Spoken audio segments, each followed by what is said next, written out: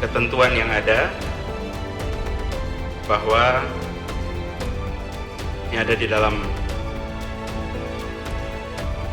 pasal 27, pelanggaran terhadap pelaksanaan PSBB dikenakan sanksi sesuai dengan ketentuan perundang-undangan, termasuk sanksi pidana.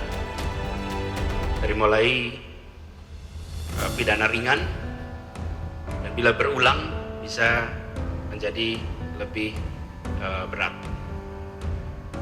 Prosesnya nanti kita akan kerjakan bersama-sama dengan aparat penegak hukum untuk memastikan bahwa seluruh ketentuan ini dilaksanakan, termasuk juga ketentuan yang ada di pasal 93 Undang-Undang Nomor 6 Tahun 2018 terkait karantina kesehatan, di mana bisa mendapatkan sanksi hukuman selama-lamanya 1 tahun dan denda sebesar-besarnya 100 juta rupiah.